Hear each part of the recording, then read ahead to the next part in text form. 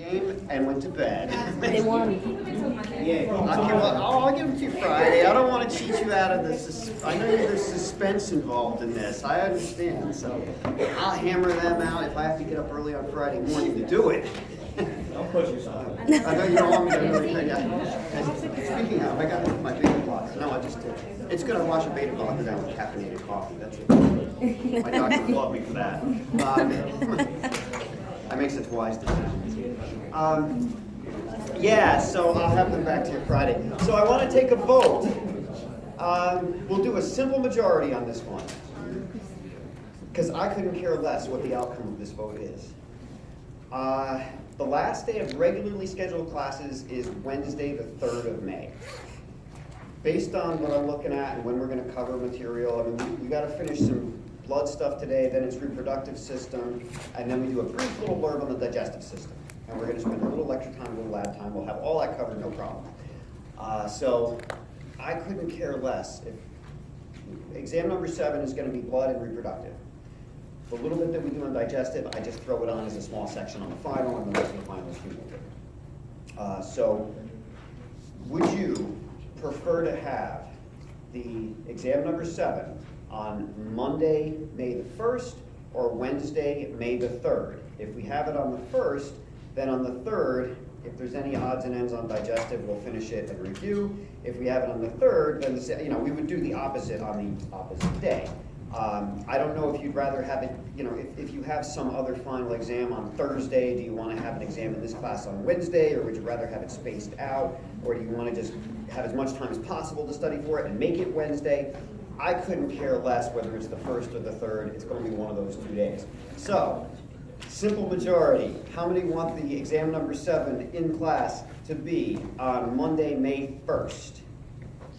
I'm going to have to count. This is pretty close. 1, 2, 3, 4, 5, 6, 7, 8, 9, 10, 12, 13, 14, 15. Okay, 15. How many want it on Wednesday?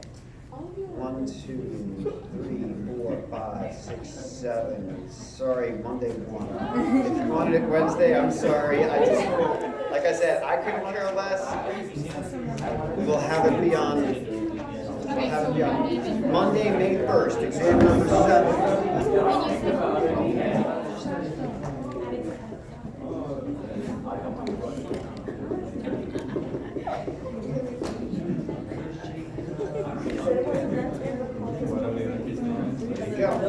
This week in lab, we don't have we did the spirometry.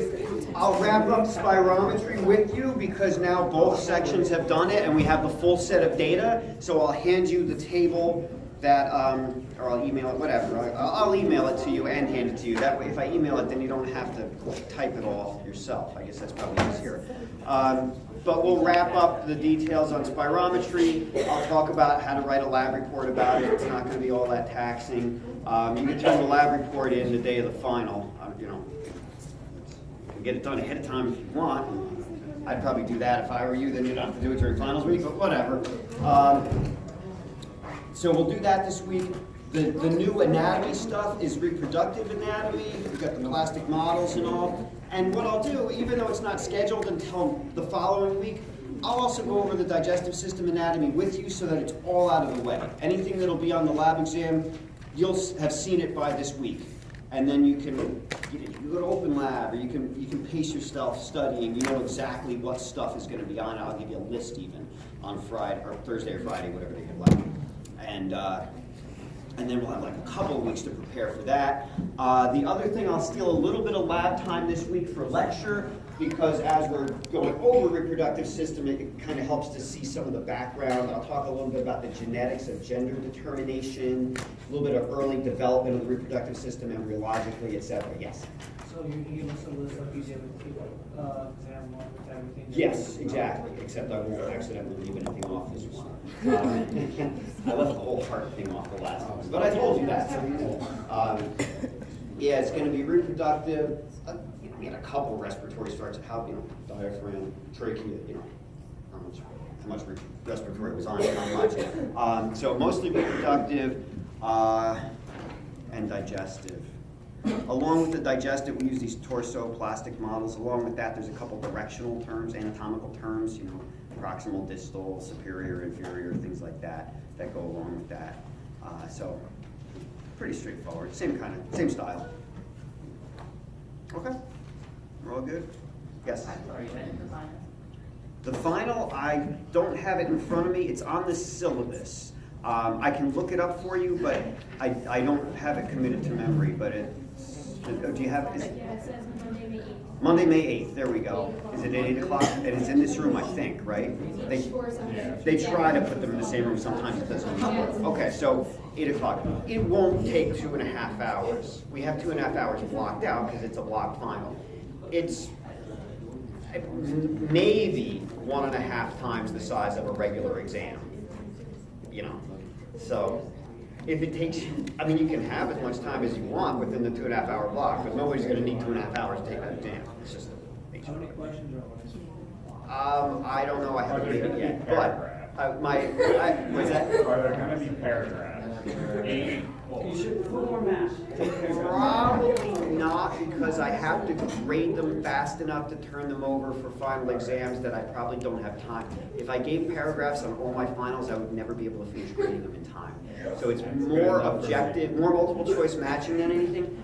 In terms of, this is not a cop-out answer, this is a legit answer. When people say, how many questions? I always reply, I could give you one question that'll take you 4 hours, or I could give you 100 questions that'll take you a half hour. It depends on the style of the question. So I target it to a time. The exam should take you somewhere between 45 minutes and an hour and a half. That's a large gap there. I would say on average, if I keep it consistent with what I usually do when I teach this course, most people take approximately an hour to do it. But some people take a little longer, and that's fine, whichever. I've probably told this story where when I used to teach anatomy and physiology at Rockland Community College, and at the end of the second semester of A&P, now mind you, we've gone through 30 weeks of anatomy and physiology with the same group. It was a Saturday class, and I gave an essay-based final exam. That was one question, and they took 4 hours to do it. Because it was essentially, here's a whole bunch of different people, here's a person that's presumably healthy, here's a person that's a diabetic, here's a person that's a hemophiliac, here's a person that blah, blah, blah, blah, blah. They're on an island, they're dehydrated, one of them cuts themselves, one of them has an infection, one of them does it, there's all these things happen to them, and they had to explain all the physiologic mechanisms that kept each of them alive. So it basically drew on everything they did for 2 semesters, and they just wrote and wrote. And they just filled blue books. It took forever to grade that exam. But they wanted to kill me.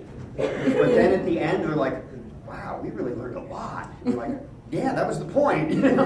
So they felt really good when they finished, but they wanted to murder me during that exam. But it was very satisfying. It was very cathartic. So I gave a 1-question exam that took 4 hours once. So that's you'd rather have 100 that take a half an hour, right? So, okay. It was a great exam. I'm very proud of that one. Let's see if I still have a copy of that one. That was a long time ago. Somewhere I got that laying around. Anyhow, so let's do more on blood. We talked about erythrocytes. We talked about leukocytes, and we'll come back to those a little bit later today. We haven't talked about thrombocytes yet, I believe. Is that correct? We started. I listed them, but I didn't say anything about them. Just started. Okay, so that's the third category of formed elements, if you will. Technically, thrombocytes, which we commonly call platelets, but please use the right name if you're writing something, call them thrombocytes. Technically, they're not cells.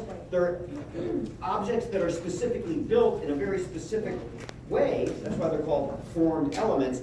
But they don't have a nucleus, and they don't qualify as a cell. We can find them under the microscope. They're much smaller even than a red blood cell. We'll look around on the microscope at blood cells this week in lab, in addition to the other stuff. But what are their functions? Their function is to participate in a process called hemostasis. Hema, H-E-M-O or H-E-M-A means blood. Stasis means to stand still. So hemostasis means the stoppage of blood flow. And there are certainly times where you would like to stop blood from flowing. For example, if you cut yourself, So there are multiple mechanisms of hemostasis. Some involve platelets or thrombocytes. So let's say a couple more words about thrombocytes and then talk about that process. So just a couple other things so you have the background on a thrombocyte. I don't think I told you where they come from, did I? I did. Just red marrow? They come from red marrow. So as an adult, I keep saying as an adult because this is different in fetal life, but as an adult, just like your regular old white and red blood cells, platelets ultimately are derived from red bone marrow. That's where hemopoiesis happens.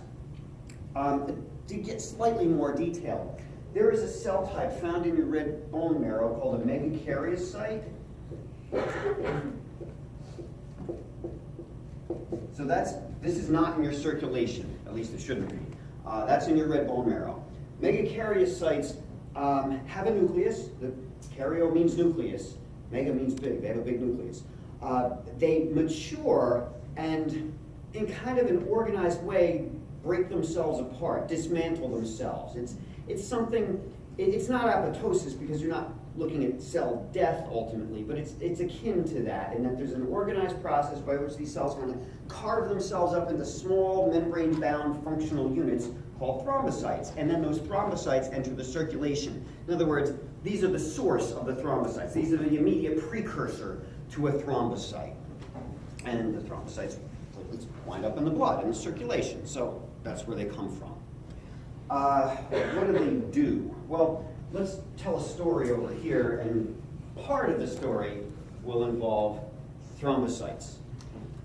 If you cut yourself, if you damage a blood vessel, there's really a couple of ways to do that. Let me draw a blood vessel here. There's the endothelial lining of a blood vessel. Here's blood flowing, let's say that way, it doesn't really matter. That's the endothelial lining. As you know, let's say this is an arteriole or an artery. There's the tunica media out here, I'll draw it in red, and in black is the tunica intima or the tunica interna. Everybody knows what these terms are because we just covered these. And then I'll draw in blue the tunica externa, the tunica adventitia out here. So there's your three layers of this blood vessel, the blood's flowing. I could damage that vessel in a couple of different ways. I could simply cut it, finger, whatever. Or I could damage that vessel from the inside. Let's say there's some toxin in here that causes some of these endothelial cells to die. That's a form of blood vessel damage, right? Or let's say let's say I have chronically high blood pressure. Just that excessive mechanical pressure may kind of wear away at the endothelial lining here. Either way, whether it was intrinsic to the vessel or extrinsic to the vessel, I cause vessel damage. I specifically cause, most notably, endothelial damage. The endothelium, when it's intact, is supposed to be chemically and physically smooth. The blood's not supposed to react to healthy endothelium. The blood's supposed to just flow right on through here and ignore the endothelium. If you damage endothelium, then the blood's going to notice that. And things like hemostatic mechanisms are going to kick in. So let's take a look at 3 different ways that blood can be prevented from flowing, that you can stop blood from flowing. One is pretty simple. It's called a vascular spasm. So let's say this is some small arteriole in my finger, let's say. I cut myself with a knife, some damage like that. Well, among other things, I just cut and irritated some of that smooth muscle, right? I just agitated it. And it's going to get aggravated about that. And when you sort of poke at smooth muscle, one of the things it does is it just contracts. So if I've made a little hole in the wall of this vessel here, but the muscle around it kind of seizes up, that's going to kind of plug up the hole a little bit temporarily, right? It's going to help prevent blood from leaking out. It's vascular spasm. I'm spasming the muscle in the blood vessel wall, and it's helping prevent blood loss through the hole that you just cut. That's a vascular spasm. That's all there is to it. Like I said, muscle in general is irritable. When you poke at it, it tends to contract. That's this. There are other neurological ways to get that to happen too. In other words, nerves going in there will tell the muscle to do this. But typically it's just, hey, you just aggravate the muscle, it contracts. Just sort of hold that together for a little while until you get some other mechanisms to help you plug up the hole. Make sense? So far I haven't mentioned platelets, but now I will.